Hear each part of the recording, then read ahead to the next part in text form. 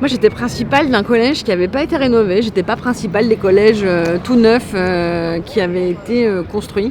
Et j'avais vraiment des difficultés parce que ce soit les enseignants, les élèves, tous, ils avaient un peu un sentiment d'abandon. Ils avaient le sentiment d'être relégués parce que d'un côté, on construisait des collèges tout neufs.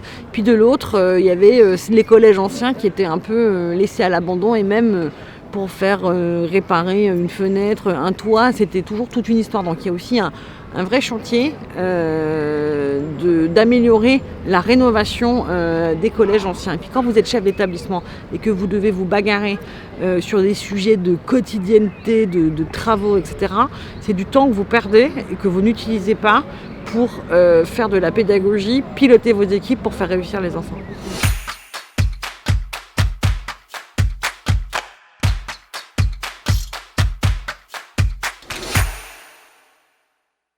Vous avez mesuré, entre guillemets, l'écart creusé par le décrochage scolaire.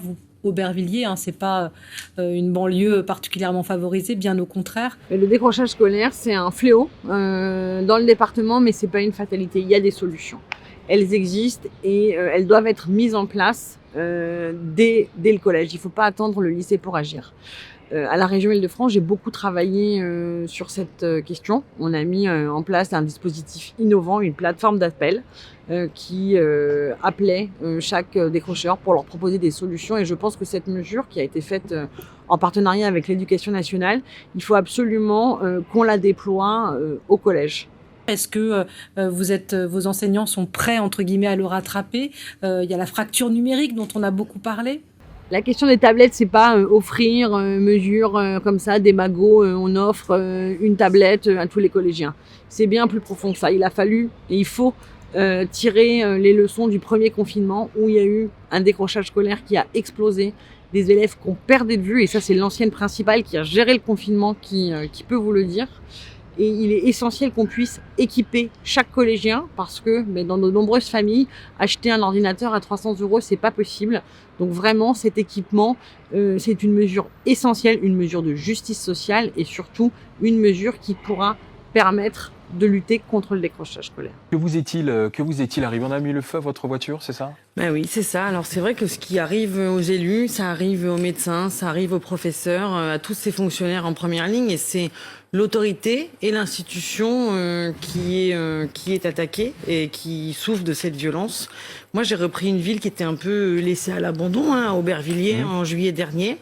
Le bouclier de sécurité, c'est très simple. C'était l'une des mesures phares qu'on a portées avec la majorité régionale, qui part d'un principe très simple, qui est que toutes les collectivités ont un rôle à jouer et la région Île-de-France a mis en place le bouclier de sécurité pour venir en aide aux collectivités et qui permettent d'aider à sécuriser les entrées des établissements, à donner plus de moyens aux communes pour s'équiper en caméras de vidéosurveillance, pour construire de nouveaux commissariats de police municipale.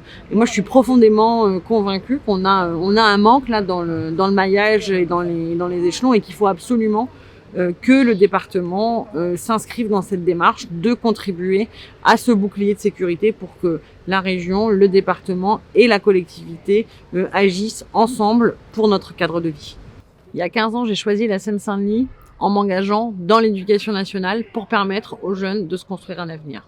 Cet engagement, il était vraiment fondé sur la conviction que tous les jeunes pouvaient réussir. Pour cela, il suffisait simplement de porter un regard ambitieux sur eux et de faire en sorte qu'ils se sentent autorisés à réussir. Aujourd'hui, ma candidature aux élections départementales, elle va dans la même logique.